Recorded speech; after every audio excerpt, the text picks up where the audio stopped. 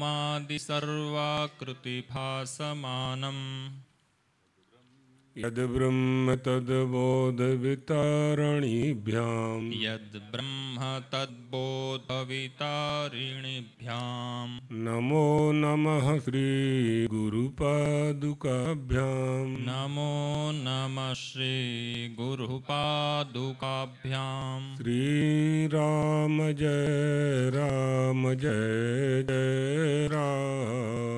श्री राम जय जय राम श्री राम जय राम श्री राम जय जय राम श्री राम जय जय राम श्री राम जय जय राम द्वारकाधीश भगवान की जय। जगत गुरु शंकराचार्य भगवान की जय। हर हर महादेव। तो यह बताया गया कि आत्मा कुछ करता नहीं है, अकर्म वही आत्मा है जिसमें कर्म का अभाव है। अकर्मणि कर्म, अकर्मणि च कर्म। क्यों? आत्मा जो शब्द है उसमें जब महा शब्द महा जुड़ जाता है तो वो महात्मा हो जाता है, पर जुड़ जाता है तो परमात्मा हो जाता है, जीव जुड़ जाता है तो जीवात्मा हो जाता है। तो आत्मा में तो कोई क्रिया होती नहीं है, वो अक्रिय होता है। जब क्रिया होगी, करने वाला होगा तो कर्ता होगा, जब कर्ता होगा तो कर्तापन आएगा, जब कर्तापन आएगा तो मूल तत्व से दूर होता जाएगा, अहम आता जाएगा। इसके लिए क्या करना है? तो अभी तक ये बताया गया कि कर्म, विकर्म और अकर्म, इन तीनों में जो अकर्मी है वो करने वाला तो है लेकिन उसको करने का कोई कुछ मिल नहीं रहा है। क्यों नहीं मिल रहा है? क्योंकि वो करता नहीं है, वो करता हुआ सा दिखाई पड़ता है। आ गया समझ में? करता हुआ सा दिखाई पड़ता है, बस यही बात। इसी बात को आगे और समझा रहे हैं कि आत्म संयोग रूप अग्नि में हवन कैसे करें। कर्मों को भस्म कर रहे हैं ना, यहाँ कर्मों को भस्म किया जा रहा है। अर्थात भस्मनि वह्नि विहीने,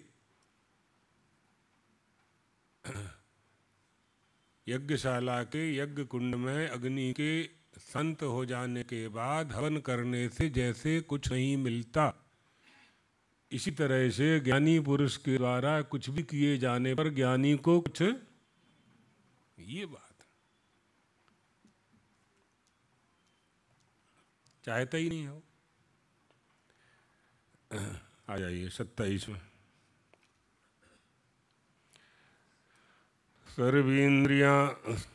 सर्वाणि इंद्रिय कर्माणि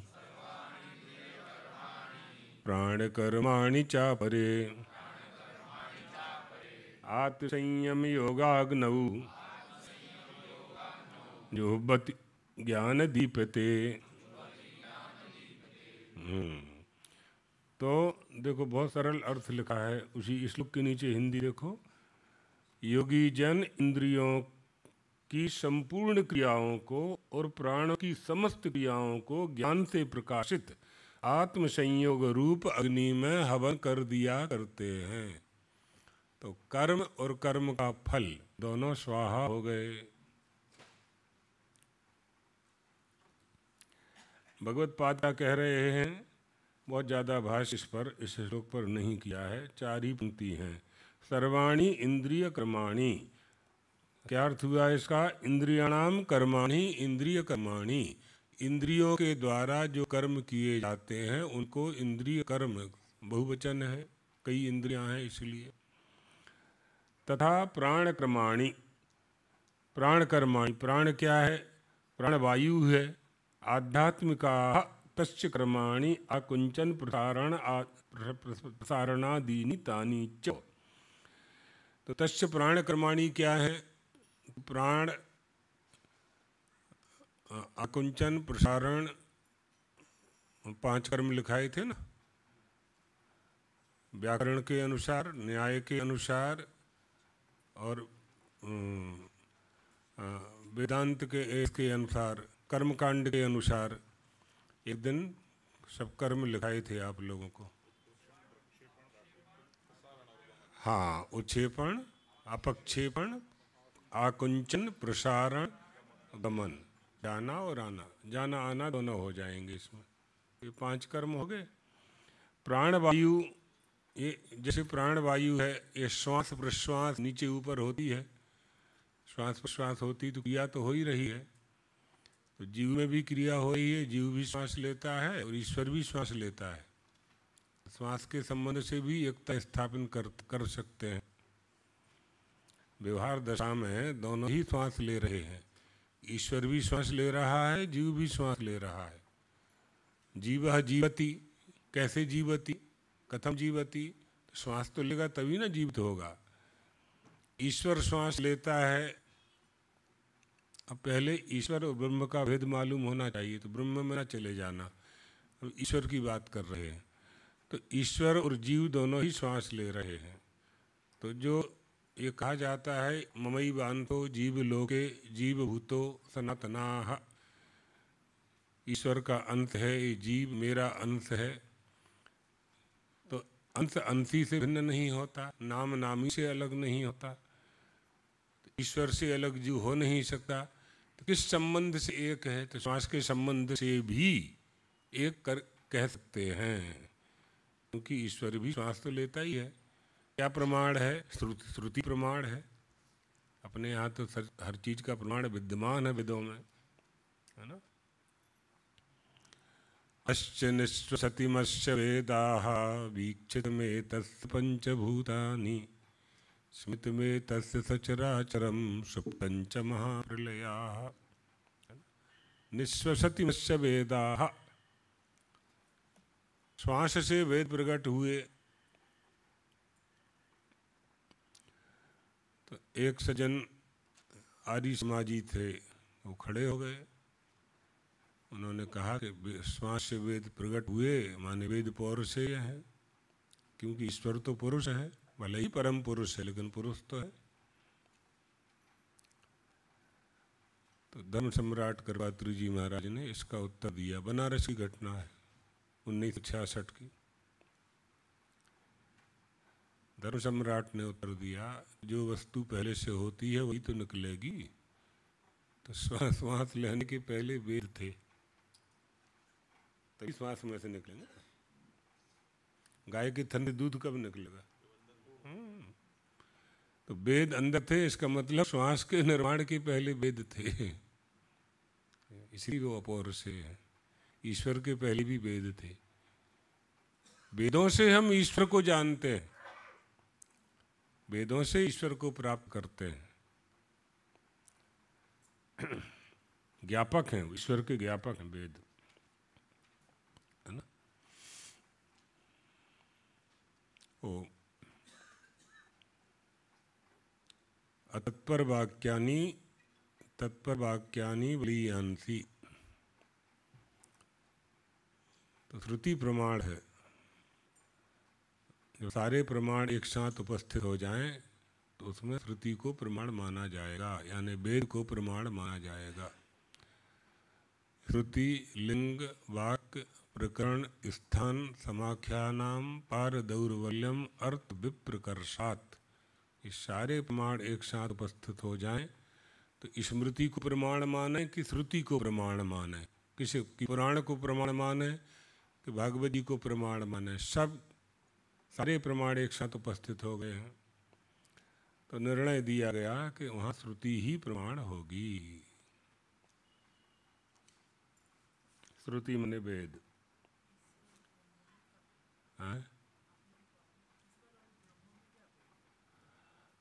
ईश्वर और ब्रह्म कुछ करता नहीं है, वो निर्गुण है। और ईश्वर सृष्टि करते हैं, सृष्टि करवाते हैं, खुद भी करते हैं, ब्रह्मा से करवाते हैं। ब्रह्मा मनु से करवाते हैं, मनु से फिर शतरूपा, और मनु और शतरूपा से प्रियव्रत और उत्तानपाद, देवहूति, आकुति, प्रसूति, यहाँ से तो सब सृष्टि आगे बढ़ी।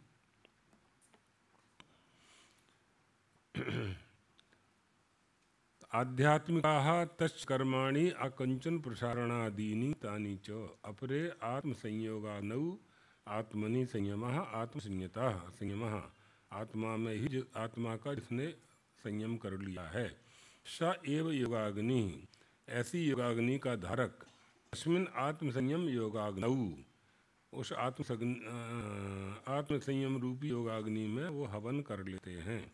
यानी आत्मविषयक संयम का नाम ही संयम है। और उसकी जो अग्नि जुहवती, जुहवती यानी उसमें पृक्षपति, पृक्षपंती, हाँ हाँ हाँ सही, ज्ञान दीपते, ज्ञान दीपक के द्वारा आहुति होती है तो घी होता है, तो घी तो बड़ा चिकना होता है ना, प्रदीपते। स्नेह न, स्नेह, स्नेह कहते हैं चिकनता को, हिंदी में लिखा होगा। घृतादि चिकनी वस्तु से प्रज्वलित हुई अग्नि की भांति विवेक विज्ञान से उज्ज्वलता को प्राप्त हुई। उज्ज्वलम भावम आपादिते आपादिते आपादिते, उस आत्मसंयोग अग्नि में वे प्राण और इंद्रियों के कर्मों को विलीन कर देते हैं। आत्मबोध, स्वयं का बोध हो जाए तो किसी का बोध प्राप्त करने की आवश्यकता नहीं है। मनुष्य अपने स्वभाव के कारण संसार की सारी वस्तुओं को जानता है, जानना चाहता है, अपने आप को केवल नहीं जानता है, नहीं जानना चाहता है। अगर अपने आप को जान लेगा, आत्मबोध कब होगा? जब आत्मसंयम होगा। आत्मसंयम कब होगा? जब उसकी इंद्रियां वश में होंगी। कर्मेंद्रियां और ज्ञान इंद्रियां जब तक वश में नहीं होंगी तब तक आत्मसंयम नहीं हो सकता। इसलिए ये आत्मा की अग्नि में, ज्ञान की अग्नि में होम करना है, ज्ञान के द्वारा ही हवन करना है, ज्ञानी को ही हवन करना है, ज्ञानी को ज्ञान के द्वारा ज्ञान की अग्नि में हवन करना है। ऐसा पहले बता चुके हैं। दूसरा भी विधान है यज्ञ का। दूसरा विधान क्या है यज्ञ का? भगवान कहते हैं जप द्रव्य यज्ञस्तपो यज्ञा योग यज्ञस्तथा परे स्वाध्याय यज्ञान यज्ञाश्च यत्याः संसितव्रताः। द्रव्य संबंधी यज्ञ, तपस्या रूपी यज्ञ, योग रूपी यज्ञ, अहिंसा रूपी यज्ञ, हम किसी जीव की हिंसा नहीं करेंगे, और स्वाध्याय रूपी यज्ञ, अध्ययन करते रहना, पढ़ते रहना और पढ़ाते रहना, यही स्वाध्याय है, हमेशा पढ़ते रहना। अध्ययन और अध्यापन, धर्मशास्त्रों का अध्ययन करते रहना। धर्मशास्त्रों का अध्ययन करने से क्या होगा? सत्य का बोध होगा, सत्य को जानना है, सत्य को प्राप्त करना है। सत्य किसे कहते हैं? यद रूपेण यन निश्चितम तद्रूपैहि कदापि न व्यभिचरति तत्सत्यम। जिस रूप में जैसा है उसमें कभी व्यभिचरित नहीं होता, यानी अपरिवर्तनीय, कभी उसमें परिवर्तन नहीं होगा। उस सत्य को जानना है। कैसे जानना है? यज्ञों के द्वारा प्राप्त करना है, जानना है। कौन से यज्ञ? तो इतने प्रकार यज्ञों के बता दिए। सत्य स्वरूप परमात्मा को जानने के लिए ही यज्ञ हैं। कैसे करते हैं? तो भाष्यकार कह रहे हैं, विवेचन होगा। द्रव्य इति द्रव्यज्ञः, द्रव्य यज्ञ किसे कहेंगे? तीर्थेषु द्रव्य विनियोगम यज्ञ बुद्ध्या कुर्वन्ति ते द्रव्य यज्ञाः। यज्ञ बुद्धि से जो द्रव्य लगाते हैं तीर्थों में, द्रव्य यज्ञ, द्रव्य संबंधी यज्ञ करने वाले। तपो यज्ञः, द्रव्य माने सामग्री, सामग्री का दान करना है, ये सब यज्ञ में ही आएगा। हवन करना है, तीर्थों में जाकर के अन्न का वितरण करना है, वस्त्र का वितरण करना है, भोजनालय का निर्माण करना है, भोजनालय चलाना है, ये सब यज्ञ में शामिल हो जाएगा, द्रव्य यज्ञ में सब आ जाएगा। तप यज्ञ, तपस्या के द्वारा परमात्मा की प्रसन्नता को प्राप्त करना है, सत्य को जानना है। सबसे पहले तो हमारी मलिनता दूर होनी चाहिए। हमारी ऐसी कौन सी क्रिया है जिससे मलिनता दूर हो, शुचिता आवे? तो सबसे श्रेष्ठ क्रिया है यज्ञ। यज्ञ करो। जो तपस्वी हैं वो तपो यज्ञ द्वारा यानी तप द्वारा यज्ञ करने वाले हैं। जल में खड़े होकर के 108 माला का जाप करना है। वैशाख के महीने में अग्नि तापते हुए जाप करना है। तपस्या के बहुत प्रकार हैं। निराहार रह कर के करना है, फलाहार रह कर के करना है, एक पैर से खड़े होकर के करना है, पद्मासन लगा कर के करना है, शीर्षासन लगा कर के करना है। तप है ये सब। तपः श्रुतं च योनश्चेत, ब्राह्मण के लिए तो आदेश है। प्राणायाम और प्रत्याहार रूपी जो योग है वो भी यज्ञ है। और योग यज्ञ यानी योग रूप यज्ञ अपरे स्वाध्याय ज्ञान यज्ञाः च स्वाध्यायाः यथा विधि ऋक् आदि अभ्यासः, अर्थात जैसे अन्य कोई स्वाध्याय यज्ञ और ज्ञान यज्ञ करने वाले हैं, ऋग्वेद आदि का अभ्यास रूपी जो स्वाध्याय यज्ञ है वो भी यज्ञ है। शास्त्रों का अर्थ नाना रूप जान करके ज्ञान जिसका यज्ञ है वो ज्ञान यज्ञ करने वाले होते हैं। इन सब यज्ञों का तात्पर्य क्या है? अगर इसको परमार्थ में ले जाएंगे तो सत्य को प्राप्त करना है। सत्य क्या है? सत्य स्वरूप परमात्मा ही है, उसी को जानना है। परमार्थ स्वरूप सत्य। यतियाः, यति माने जो यत्न करने वाले हैं। संसितव्रताः, जिन्होंने व्रत नियम यम नियम आसन प्राणायाम प्रत्याहार धारणा ध्यान समाधि के द्वारा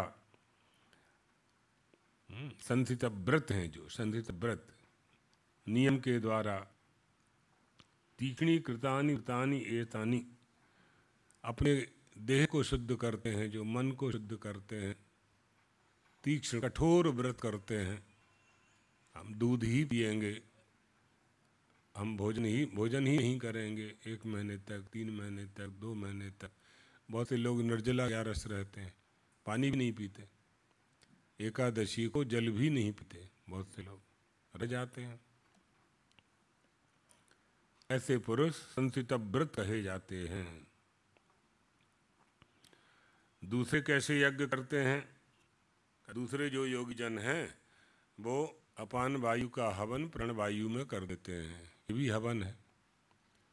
अपान वायु का हवन प्राणवायु में करते, एक दूसरे का हवन करते हैं, अर्थात पूरक प्राणायाम कहते हैं इसको। आएगा श्लोक में। अपाने जुह्वति प्राणम प्राणे पानम तथा परे प्राणापान गतिरुद्ध्वा प्राणायाम परायणा। अपान वायु में प्राणवायु का हवन कर देते हैं। जैसे योगी जन प्राणवायु में अपान वायु का हवन कर देते हैं, अर्थात रेचक प्राणायाम करते हैं। दूसरे कुछ लोग प्राण और अपान की गति रोक करके प्राणायाम करते हैं, कुछ कुंभक प्राणायाम करते हैं, कोई पूरक प्राणायाम करते हैं। पूरक, रेचक, कुंभक। तो पूरक प्राणायाम से श्वास को ऊपर खींचा जाता है और कुंभक से रोक लिया जाता है बीच में, और रेचक से छोड़ा जाता है। तो जितनी देर तक प्राणायाम करते समय जितने क्षण खींचे, उससे दुगने यहाँ रोके और उससे दुगने छोड़े, उतना समय छोड़ने में लगाए, तब प्राणायाम होता है। हड़बड़ाहट में नहीं होता। दौड़ते दौड़ते हाँफते हाँफते प्राणायाम कर लिए, सीढ़ी से दौड़ के छत पे गए, प्राणायाम करने बैठ गए, हाँ, इससे नुकसान हो जाता है। हाँ, दमा की बीमारी हो जाती, श्वास की बीमारी हो जाती है। प्राणायाम की जो विधि है, जो बताई गई है, उसी के अनुसार करना चाहिए, बिल्कुल शांति से। प्राणायाम से हमें क्या प्राप्त करना है, पहले वही हमें पता होना चाहिए, तो तब उसका फल प्राप्त होगा। अपाने अपानावृत्तौ जुह्वति क्षिपन्ति। अपान वायु में प्राण वायु का हवन, और प्राणम प्राणवृत्तिम, प्राणवृत्ति यानी पूर्व प्राणायाम, पूर्वाख्यम प्राणायामम कुर्वन्ति इत्यर्थः। प्राणे अपानम तथा अपरे जुह्वति। कोई लोग प्राण में अपान का भी हवन कर देते हैं, और रेचकाख्यं च प्राणायामम कुर्वन्ति। कोई लोग रेचक नामक प्राणायाम किया करते हैं।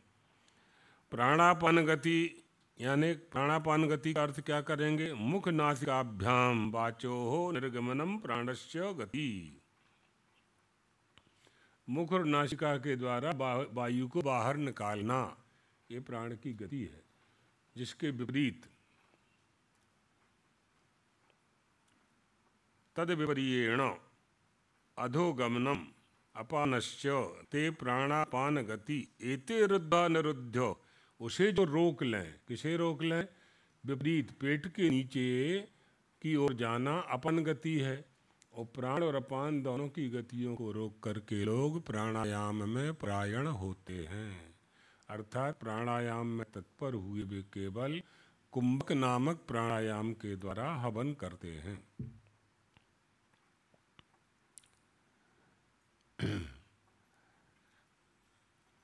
हवन के कितने प्रकार बताए जा रहे हैं, 3 दिन से यही चल रहा है। कैसे हवन करें, कैसे कर सकते हैं हम? हमारी जो श्वास चलती है, इस श्वास में आयु निश्चित है। श्वास के आधार पर भी आयु का निर्धारण है। तो ये माना जाता है कि 21,600 बार श्वास चलती है प्रतिदिन मनुष्य की। अब इस श्वास की गति को जितनी हम तीव्र करेंगे, तेज करेंगे, उतनी ही हमारी आयु क्षय होगी, कम होगी। और जितना ही संयम करेंगे, जितना ही इसे रोकेंगे, तो उतनी ही हमारी आयु बढ़ती जाएगी।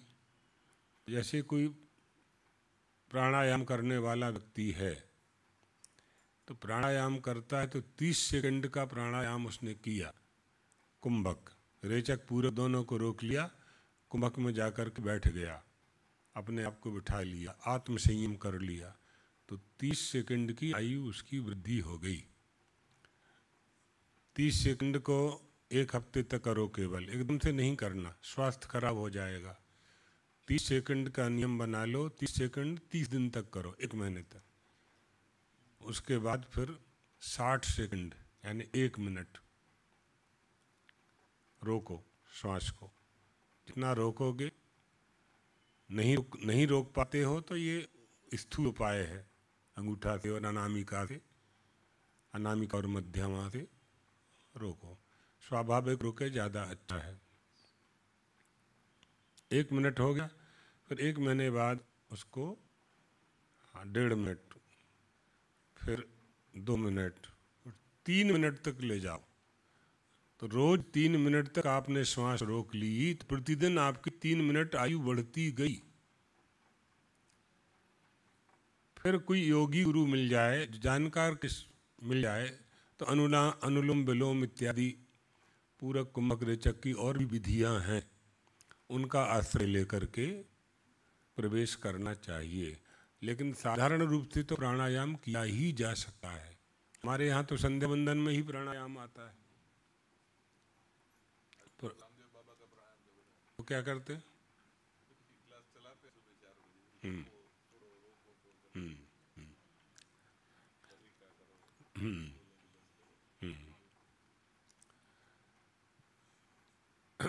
जानकार के साथ करना चाहिए, सीख लेने के बाद अकेले कर सकते हैं। उल्टा पुल्टा मनमाना करने से नसों में और वायु में उसका प्रभाव पड़ता है। इसलिए अच्छा है, और इसमें प्रमाद नहीं करना चाहिए। करने का नियम बना ले तो करे ही। बहुत लोग नहीं कर पाते हैं, कुछ दिन करेंगे शौक से, फिर नहीं करेंगे। कुछ दिन आएंगे यहाँ योगा करने के लिए, कभी आए और कभी नहीं आए तो नहीं चलेगा। भोजन तो रोज करते हैं, पानी रोज पीते हैं, नींद रोज लेते हैं 8 घंटा। तो ऐसा ही महत्व जब हम प्राणायाम को देंगे तब प्राणायाम का फल देह को भी प्राप्त होगा, मन को भी प्राप्त होगा, और योग के माध्यम से भी हम धीरे धीरे धीरे धीरे ऊपर उठते जाएंगे। अभी एक विधायक आए थे बापू नगर के, शायद बापू नगर के थे, कुशवाहा जी, उत्तर प्रदेश के हैं। उनके गांव हम गए हैं, आज मालूम पड़ा हमें। उनके गांव हम गए हैं 25 साल पहले, संन्यास के पहले। तो वहाँ एक महात्मा जी रहते थे, बड़े योगी थे।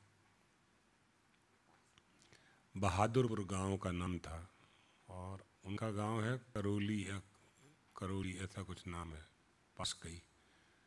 तो वो महात्मा जी को हमने अपनी आँखों के सामने देखा। प्रीतम सिंह जी उनका नाम था, जालौन जिले में। 2 फुट ऊपर उठ जाते थे, जैसे बैठे हो ऐसे ही उठ जाते, हम लोगों के सामने बिल्कुल।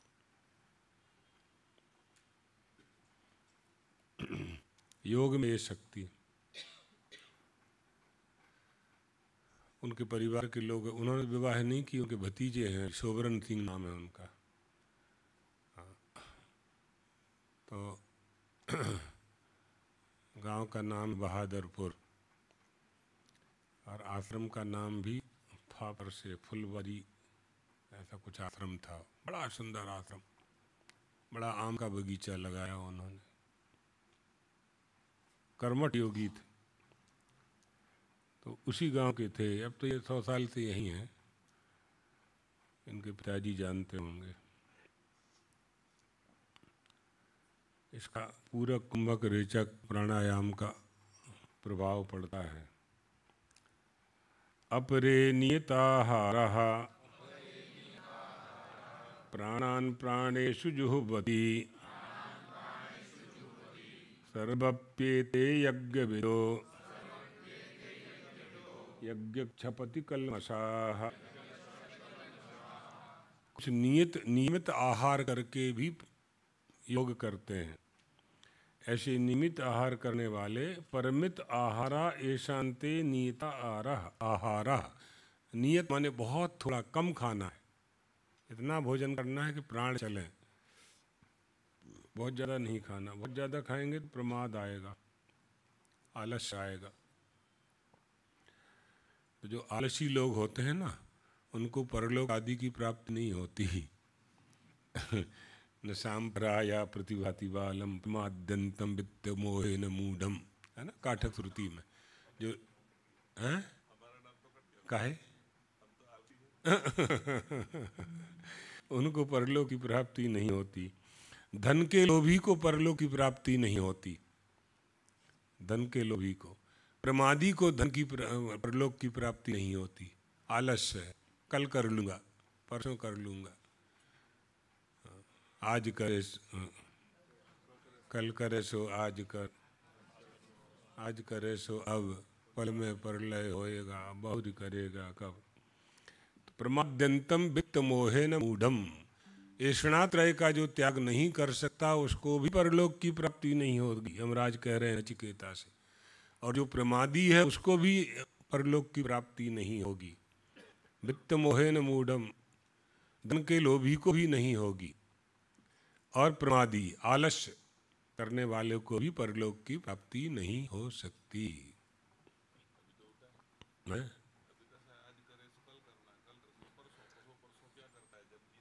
हाँ सही है, हाँ बरसों जीना है कहाँ पता है। हाँ एक क्षण में क्या होने वाला है कोई नहीं जानता है, अगले क्षण क्या होने वाला है कोई नहीं जानता है। नहीं, कच्छ में 26 जनवरी को ध्वजवंदन हो रहा था, कच्छ में ध्वजवंदन हो रहा था, हजारों बच्चे, हाथ छोटे छोटे बच्चे ध्वजा लेकर के चले जा रहे थे। और भूकंप आया, धरती कंप आया और एक दीवार गिरी, काल के गाल में चले गए सब। कौन जानता है कब क्या होगा। 2001 में गुजरात ने तो खूब देखा धरती कंप कितनी। इसलिए कुछ नहीं कहा जा सकता, जो हमारे बस में नहीं है उसके लिए हमें सहन ही करना है। जो बस में है वो हम कर सकते हैं, तो हमारे बस में क्या है, ईश्वर की आराधना करना हमारे बस में है, वो तो हम करें। जब तक प्राण चल रहे हैं हमारे बस में है, ये काम हमारे बस में है। फल मिले न मिले, कब मिले, कैसे मिले, हम गरीब हो हम अमीर हो, ये हमारे बस में नहीं है। आपका सोचा हुआ कहाँ पूरा होता है। जब आपका सोचा हुआ पूरा नहीं होता तो क्यों सोचते हो, क्यों डिप्रेशन में जाते हो, क्यों डॉक्टरों को रुपया दे रहे हो है ना? जो आपके बस में ही नहीं है उसके बारे में क्यों चिंता करना है, क्यों टेंशन करना है। खुद दुखी होना, दूसरों को दुखी करना। आपके बस में माला करना है तो कर लो, ये आपके बस में है। दान करना आपके बस में है, वो आप कर सकते हैं। ज्ञान देना आपके बस में है, वो आप दे सकते हैं। सत्संग करना आपके बस में है, वो आप कर सकते हैं। मृत्यु पर विजय नहीं है और सत्संग करने का अभ्यास हो गया और सत्संग करते करते ही मृत्यु हो गई तो सत परमात्मा में ही को पा जाओगे।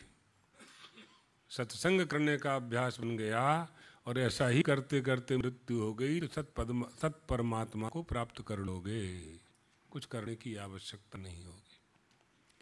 इसलिए इन सत्कर्मों को करने का अभ्यास करते रहना चाहिए, अभ्यास करते रहने, सत्कर्म करते रहना चाहिए तो अभ्यास बन जाएगा। और जब अभ्यास बन जाएगा तो किसी दिन प्राण तो निकलना ही है, और वही सत्कर्म करते करते प्राण निकले, माला करते करते प्राण निकल गए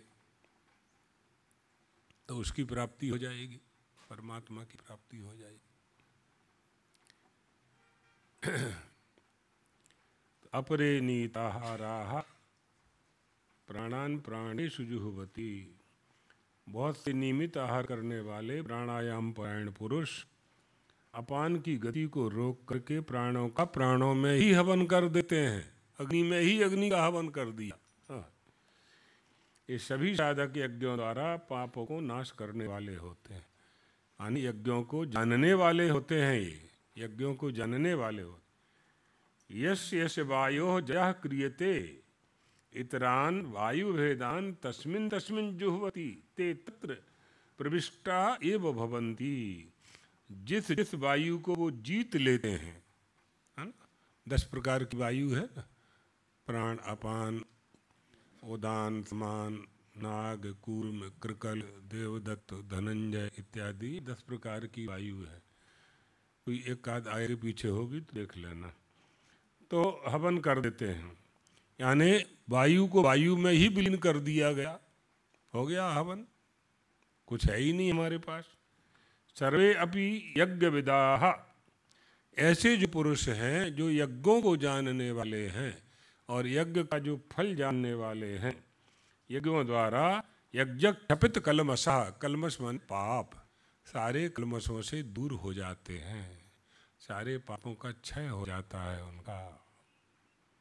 यज्ञैः यथोक्तैः, यज्ञों के द्वारा जिनके सारे पाप नष्ट हो गए उन्हीं को कहते हैं येषान्ते यज्ञ क्षपित कलमशः, यज्ञ क्षपित कलमशः। इसलिए यथोक्तान यज्ञान, इस प्रकार यज्ञों का संपादन करके यज्ञ शिष्टामृत भुजः, इसलिए आगे का श्लोक कह रहे हैं यज्ञ शिष्टामृत, यज्ञ शिष्टामृत भुजो यान्ति ब्रह्म सनातनम नायं लोकोत्तयज्ञस्य कुतोऽन्यः कुरुषत्तमः। यज्ञ से बचे हुए अमृत का अनुभव करने वाले योगी जन यज्ञ शिष्टामृत भुजः, यज्ञानां शिष्टम यज्ञ शिष्टम यज्ञ शिष्टं च तद अमृतं च यज्ञ शिष्टामृतम। यज्ञ शिष्टामृत क्या है? तद भुंजते, यज्ञ से बचा हुआ सनातन परब्रह्म परमात्मा को प्राप्त होता है। अर्थात अमृत को जो भोगते हैं वे यज्ञ शिष्ट माने अमृत भोजी हैं। यज्ञों को उससे बचे हुए समय द्वारा यथाविधि प्राप्त अमृत रूप विहित अन्न को भक्षण करने वाले यज्ञ शिष्ट अमृत भोजी पुरुष सनातन, सनातन माने निरंतर शाश्वत ब्रह्म को प्राप्त कर लेते हैं। तद भुंजते यज्ञ शिष्टामृत भुजः यथोक्तान यज्ञान कृत्वा तच्छिष्टेन कालेन यथाविधि। अर्थात आपने भोजन बनाया अपने लिए,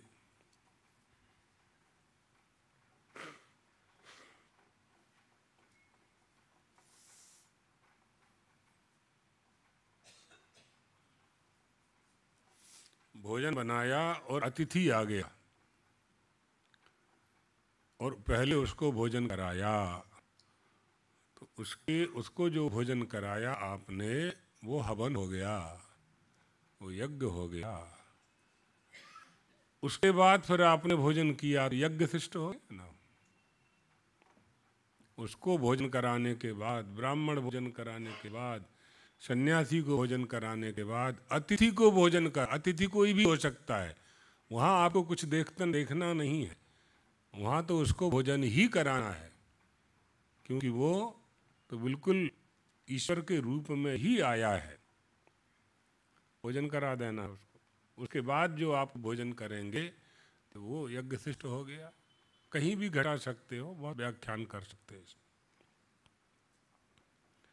विहित अन्न को, यहाँ अन्न शब्द का प्रयोग कर रहे हैं भाष्यकार, कह रहे हैं कि अमृताख्यम भुंजते इति यज्ञ शिष्टामृत भुजः यान्ति, यान्ति माने गच्छन्ति, ब्रह्म सनातनम कदा गच्छन्ति तच्छिष्टेन कालेन यथाविधि चोदितम अन्नम। उस अन्न को भोजन करने से, उस अन्न बचे हुए का भोजन करने से यज्ञ शिष्टा से अमृत भोजी वो ब्रह्म को प्राप्त कर लेते हैं, यान्ति माने प्राप्त कर लेते हैं। मुमुक्षुवः चेत कालातिक्रमापेक्षया इति सामर्थ्याद गम्यते। यान्ति गति विषयक शब्द ही गति से पाया जाता है। यदि यज्ञ करने वाले मुमुक्षु होते हैं तो कालातिक्रम की अपेक्षा से मरने के बाद कितने काल तक ब्रह्मलोक में रहकर फिर प्रलय के समय ब्रह्म को ही प्राप्त होते हैं। न अयम लोकः सर्व प्राण साधारणः अपि अस्ति। हे अर्जुन, यह मनुष्य उपर्युक्त यज्ञों से एक भी यज्ञ नहीं करता। जितने भी यज्ञ अभी तक बताए गए हैं, यज्ञों का जो स्वरूप बताया गया है, जो मनुष्य इन यज्ञों में से कोई एक भी यज्ञ नहीं करता, उस यज्ञ रहित पुरुष को सभी प्राणियों के लिए जो साधारण है ऐसा लोक प्राप्त नहीं होता। अन्य प्राणियों को, माने यज्ञ करने वाले प्राणियों को जो लोक प्राप्त होता है वैसा लोक से प्राप्त नहीं होता। विशेष साधनों द्वारा प्राप्त होने वाला अन्य लोक तो कैसे मिल सकता है? ये तो बहुत साधारण यज्ञ है, साधारण यज्ञ बताए जा रहे हैं, फिर विशेष यज्ञ जो होते हैं उनको तो कैसे करेगा और कैसे प्राप्त करेगा उन लोगों को, है ना। मुमुक्षुभः चेत कालक्रमापेक्षया, अन्न का भक्षण करने वाले यज्ञशिष्ट अमृत भोजी पुरुष सनातन निरंतर ब्रह्म को प्राप्त होते हैं। यहाँ यान्ति और गति विषयक शब्द की शक्ति से यह जानना चाहिए कि यज्ञ करने वाले मुमुक्षु होते हैं। मुमुक्षु माने चाहने वाले, मुक्त होने की इच्छा वाले। तो कालक्रमातिक्रम की अपेक्षा से वो ब्रह्मलोक में रहकर फिर प्रलय के समय ब्रह्म को ही प्राप्त कर लेते हैं। जब तक ब्रह्मा है, जब तक वह लोक है, तब तक उस लोक में उसका निवास है। प्रलय में तो ब्रह्मा का भी प्रलय होता है, आत्यांतिक प्रलय। तो उस आत्यांतिक प्रलय में वो उसका भी प्रलय हो जाता है, और फिर जब काल परिवर्तन होता है तो ब्रह्मा के साथ ही वो भी आ जाता है। यही सृष्टि है। न अयम लोका सर्व प्राणी साधारणाः अपि अस्ति, जो मनुष्य यज्ञों में से एक भी यज्ञ नहीं करता। यथोक्तानां यज्ञानां एकः अपि यज्ञः यस्य न अस्ति, एक भी यज्ञ नहीं करता उसे किसी लोक की प्राप्ति नहीं होती। विशिष्ट साधन साध्याः तस्य कुतः अन्याः, विशेष साधनों के द्वारा प्राप्त होने वाला अन्य लोक तो उसे कैसे प्राप्त हो सकता है। इसलिए एवं बहुविधा यज्ञा वितता ब्रह्मणो मुखे कर्मजान विदितान सर्वान् एवं ज्ञात्वा विमोक्ष्यसे। इस प्रकार बहुत प्रकार के यज्ञ वेद की वाणी में विस्तार से कहे गए हैं। वेदों में इन यज्ञों का विस्तार से वर्णन किया गया है। उन सबको तुम मन, इंद्रिय और शरीर की क्रिया द्वारा संपन्न होने वाले यज्ञ जान। एक तो यज्ञ का अर्थ सभी लोग जानते हैं कि यज्ञशाला का निर्माण होता है, ब्राह्मण आते हैं, पंडित आते हैं, जौ तिल घी ये सब इकट्ठा होता है, यजमान करवाता है, या बहुत से महात्मा लोग चंदा करके फंड फाड़ा करी न कर तो करते हैं। वो यज्ञ सब लोग जानते हैं, आप लोग जा करके आप लोग परिक्रमा भी करते हैं। यहाँ भगवान ये कह रहे हैं कि एवं यथोक्ताः बहुविधाः बहुप्रकाराः यज्ञाः वितताः, वितताः माने विस्तीर्णाः, ब्रह्मणाः वेदस्य मुखे माने द्वार। बहुत प्रकार के यज्ञ ब्रह्म के माने वेद के मुख से कहे गए हैं, वेदों के द्वारा बताए गए हैं। वेदद्वारेणो अवगम्यमानाः, वेदों के द्वारा जानने योग्य हैं। इसी अभिप्राय से ब्रह्मणा मुखे विदिताः उच्यन्ते, इसलिए कहा गया ब्रह्म के मुख में विस्तारित हैं। जैसे हम सभी प्राणी प्राणों में हवन करते हैं, उसी तरह से अन्य सब यज्ञों को भी वेदों से ही जानना चाहिए, वेदों से जान करके यज्ञ करना चाहिए। कर्मजान, कर्मजान माने यज्ञों को तुम कर्मज, कर्म से, कर्मज माने कर्म से पैदा होने वाला जान। वो कौन सा होगा?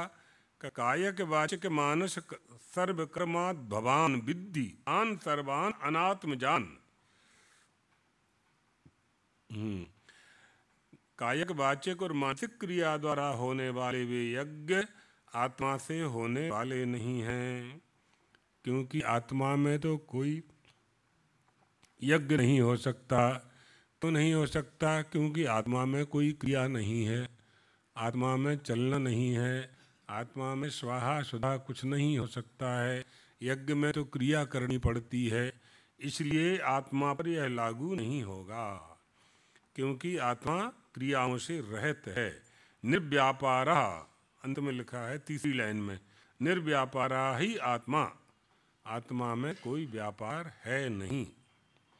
अतः एवं ज्ञाता विमोक्ष से अशुभात, ऐसा जान करके, ऐसा जानने वाला मनुष्य अशुभों से मुक्त हो जाता है। मद व्यापाराः इमे निर्व्यापाराः अहम उदासीनाः। एवं ज्ञात्वा विमुक्ष से अशुभात, ऐसा जानने वाला सब कर्म मेरे द्वारा संपन्न होने वाले हैं और मैं इनका साक्षी हूँ। मैं तो उदासीन हूँ और मैं निष्क्रिय हूँ। करने वाला कौन है? हाथ पैर कर रहे हैं, आँख कर रही है, नेत्र कर रहे हैं। इन हाथों ने जो धन कमाया है वो धन कर रहा है। शरीर ने, माता पिता ने जिन बच्चों को जन्म दिया है वो बच्चे कर रहे हैं। वो लकड़ी ला रहे हैं, वो जौ ला रहे हैं, वो तिल ला रहे हैं, वो घी ला रहे हैं, वो गाय का घी ला रहे हैं। मैं कुछ नहीं कर रहा हूँ। मेरे शरीर के जो अंग हैं, तो बेटा बेटी भी अंग ही हैं, वो सब कर रहे हैं, मैं नहीं कर रहा। इस प्रकार जान करके सम्यक ज्ञान के प्रभाव से तुम बंधन से मुक्त हो सकते हो। एवं ज्ञात्वा अस्मात् सम्यक दर्शनात् मोक्षते संसार बंधनात्, इस प्रकार अशुभ से मुक्त हुआ जा सकता है। सम्यक ज्ञान के द्वारा ऐसा जानने वाला, यज्ञों के स्वरूप को जानने वाला कर्म बंधन से मुक्त हो जाता है। श्रेयान् दिव्यमयाद्यज्ञा ज्ञान यज्ञः परन्तप सर्वं कर्माखिलं पार्थ ज्ञाने परिसमाप्यते। कह दिया, द्रव्य यज्ञ की अपेक्षा ज्ञान यज्ञ श्रेष्ठ है और संपूर्ण कर्म ज्ञान में समाप्त हो जाते हैं, इसलिए ज्ञान यज्ञ भी सबसे श्रेष्ठ है। ये कह दिया, ज्ञान होना चाहिए। क्या कर रहे हैं? यज्ञ में भी ज्ञान चाहिए ना, यज्ञशाला के निर्माण में भी ज्ञान चाहिए। ये देह यज्ञशाला है तो देह का भी सम्यक ज्ञान होना चाहिए, इंद्रियों का सम्यक ज्ञान होना चाहिए, इंद्रियों के द्वारा यज्ञ कैसे किया जाए इसका भी सम्यक ज्ञान होना चाहिए। स्थूलता है ना यहाँ। तो यज्ञशाला का निर्माण करते हैं तो कितनी लकड़ी, कितने खंबे, कितने द्वार, यहाँ तक कि कहाँ तोरण लगे और कौन से रंग की ध्वजा कौन सी दिशा में स्थापित की जाए, सबका विधान है। फिर नवग्रह की स्थापना करनी है, सप्तघृत मातृका की स्थापना करनी है, 64 योनियों की स्थापना करनी है, और गौरी गणेश की स्थापना करनी है। वो मंडल बनाते हैं, नवग्रहों के मंडल बनाते हैं। सर्वतोभद्र मंडल का विधान करना है और कौन सा कुंड कौन सी दिशा में बने, यजमान का मुंह किस तरफ रहे, पत्नी किस तरफ बैठे, पति किस तरफ बैठे, आचार्य किस तरफ बैठे, होता उद्गाता कहाँ बैठ करके पाठ करे, सबका विधान किया गया है। जाने बिना थोड़ी न फल मिलेगा। पत्न्या भीक्षम घृतम, आहुति के लिए जो घी लाया जाता है, तो उस घी में यजमान की पत्नी जब तक अपना मुख दर्शन नहीं देखेगी तब तक वो घी हवन के योग्य नहीं होता। ये विधान है। खूब आक्षेप करते हैं कि सनातन धर्म में, हिंदू धर्म में स्त्रियों का सम्मान नहीं है। पढ़ें तब ना पता चले न सम्मान है कि नहीं है। अच्छा, स्त्री नहीं बोलेगी, ये बात पुरुष ही बोलेंगे। नास्तिक जो पुरुष हैं ना, वही बोलेंगे। जिनको तकलीफ है वो नहीं बोलेंगे। कहेंगे सीता जी की अग्नि परीक्षा ली, हमने कहा सीता जी से मिले, तुम पूछा? तुमने सीता जी से पूछा कि तुम्हारी अग्नि परीक्षा श्री राम ने ली? कहाँ लिखा है कि सीता जी की अग्नि परीक्षा ली? रामायण जी में लिखा है। क्या बताओ कौन से अध्याय में लिखा है? खोल के ले आया, पढ़ा लिखा था, खोल खाल के ले आया हो। हमने कहा पीछे पन्ना पलटाओ, वहाँ क्या लिखा है? गुरु जी ने पलटाओ तो हमारी तो मानोगे नहीं, मानते तो ग्रंथ न लाते। तुम पावक महु करहु निवासा, जब लगी करहु निशाचर नासा। परमात्मा श्री राम कह रहे हैं सीते तुम कुछ दिन अग्नि में निवास करो जब तक हम निशाचरों का वध करें। अग्नि में रख करके गए श्री राम लंका रावण से युद्ध करने के लिए, अग्नि में निवास किया। कहा लोग समझ जाएंगे कि आप भगवान हो, तो छाया सीता वहां रख दी पंचवटी में, उसी को रावण ले गया। छाया सीता का ही अपहरण किया। और फिर सीता जी अब लंका जब अयोध्या ले जाने लगे तो अयोध्या से जैसी सीता जी को लाए थे वैसी ही ले जानी पड़ेगी ना। तो अग्नि में से सीता जी को फिर वापस लिया। अब उसको कहते अग्नि परीक्षा ली। ये मुश्किल है, पढ़ती है नहीं है और बात करती हैं। स्त्रियों के साथ अन्याय हुआ है। ऐसे ही एक चौपाई समुद्र ने कही, वो कहते तुलसीदास जी ने कह दिया, स्त्रियों का अपमान कर दिया। क्या है वो? ताड़ना। ताड़ना शब्द का अर्थ ही नहीं जानते। देवी भागवत पढ़ो, सप्तम स्कंध में पढ़ो, ताड़ना शब्द का क्या अर्थ लिखा है। देवी भागवत के सप्तम स्कंध में स्पष्ट लिखा हुआ है, लालने ताड़ने चैव न मातुर अब अर्भ के। और सुभाषित में भी है, पंचवर्षाणि लालयेत 10 वर्षाणि ताड़येत प्राप्तेतु षोडशे वर्षे पुत्रम मित्र वदाचरेत।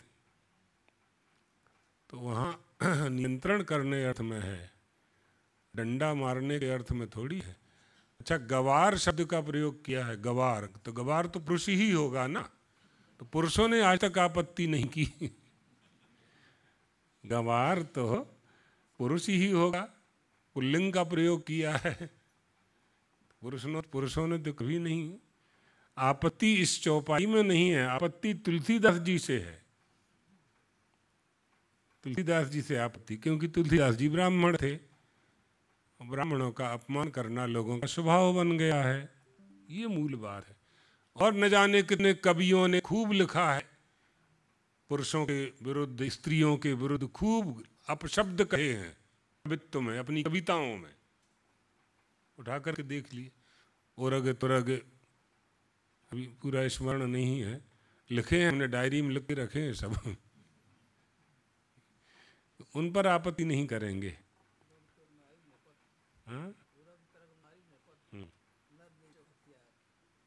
उरग तुरग नारी नृपति, पूरा नहीं है, आते पूरी बात बने जब नहीं। तो ऐसे बहुत सी जगह ऐसे शब्द आए हैं, उन शब्दों के अर्थ समझना चाहिए। तुलसीदास जी महाराज ने लोक भाषा का खूब प्रयोग किया है, कई भाषा, अपने क्षेत्रीय भाषाओं का भी खूब प्रयोग किया है उन्होंने, है ना। इसलिए ताड़ना शब्द केवल मारने अर्थ में है, ऐसा नहीं कहा जा सकता। तो द्रव्य यज्ञ की अपेक्षा ज्ञान यज्ञ श्रेष्ठ है। यावन मात्र संपूर्ण कर्म ज्ञान में समाप्त हो जाते हैं। द्रव्यमय यज्ञ की अपेक्षा द्रव्य रूप श्रेयान द्रव्यमयाद द्रव्य साधन साध्याद यज्ञाद ज्ञान यज्ञ। हे परंतप, द्रव्य रूपी साधन द्वारा सिद्ध होने वाले यज्ञ की अपेक्षा ज्ञान यज्ञ श्रेष्ठ है। ज्ञान होना चाहिए। द्रव्यमया ही यज्ञ फलस्य आरंभकाः, क्योंकि द्रव्य यज्ञ जो है प्रारंभिक फल देने वाला है, शुरू में फल देने वाला है।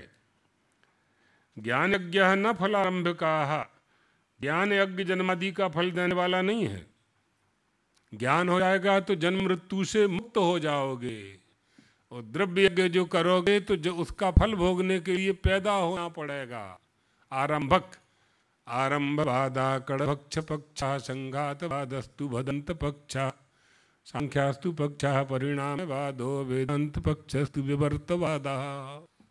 आरंभवाद बना ही रहेगा। ये यहाँ लागू नहीं होता, हमने सुना दिया ऐसे ही। आरंभ पर से आधा गया, फलारंभ कहा। कड़ाद गौतम। तो कर्म समस्तम अखिलम ज्ञान यज्ञ न फलारंभ का। फल यज्ञ फल को आरंभ करने वाला है, ज्ञान यज्ञ जन्मादि फल देने वाला नहीं है, क्योंकि ये आरंभ करने वाला। फल से आरंभ का श्रेष्ठतर अर्थात अधिक प्रशंसनीय है। कथम यतः सर्व कर्म समस्तम अखिलम अप्रतिबद्धम पार्थ। सभी कर्म मोक्ष साधन रूपी ज्ञान में ही समाप्त होते हैं। कैसे? जैसे संपुलतोदक स्थानीय जलाशय के समान, जैसे सभी जल जलाशय में परिसमाप्त हो जाते हैं, अर्थात उन सबका ज्ञान में अंतर्भाव हो जाता है। यथाकृताय अभिजिताय धरेयाः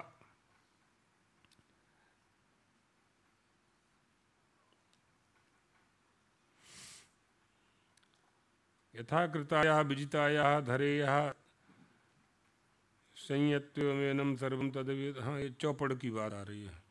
जैसे चौपड़ के खेल में कृतयुग, त्रेता, द्वापर, कलयुग ऐसे नाम वाले जो 4 पासे होते हैं, अभी चौपड़ खेलने वाले लोग जानते होंगे। पहले लोग खेलते थे, अब तो प्रायः बंद है। तो कृतयुग नामक पासे को जीत लेने पर, 4 तरह के जो पासे होते हैं ऐसे फेंकते थे ना, तो युधिष्ठिर महाराज शकुनी ने छल किया, उसी में पराजित हो गए। तो कृतयुग नामक पासे को जीत लेने पर नीच वाले, छोटे वाले सारे पासे जीत लिए मान लिए जाते हैं। हाँ, एक को जीत लिया, सबको जीत लिया। उस ब्रह्म को जो कोई जान लेता है, प्रजा जो कुछ भी अच्छे कर्म करती है उन सबका फल उसे अपने आप ही मिल जाता है, ऐसा श्रुति का अभिप्राय है। एक एक वस्तु को जानने की आवश्यकता नहीं है। उस परब्रह्म को यदि जान लिया तो सबका ज्ञान अपने आप हो जाता है। एक तत्वे श्रुतम सर्वम अश्रुतम च श्रुतम भवेत अमतम च मतम तद्वत् विज्ञातम तद्बुध्यते। एक तत्व ऐसा है जिसे जान लेने के बाद किसी को जानने की आवश्यकता नहीं पड़ती है। एक तत्व ऐसा है जिसका मनन कर लेने के बाद कुछ भी मननीय नहीं रहता। एक तत्व ऐसा है जिसका श्रवण कर लेने के बाद कुछ भी श्रवण करने की इच्छा मन में पैदा नहीं होती। उसे जान लेना चाहिए। वो क्या है गुरुदेव? का तत्त्वमसि श्वेत केतो, वो तुम ही हो श्वेत केतु। श्री राम जय राम जय जय राम।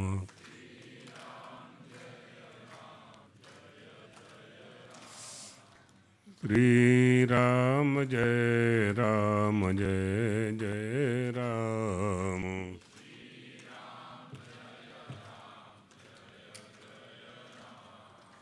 श्री राम जय राम जय जय राम।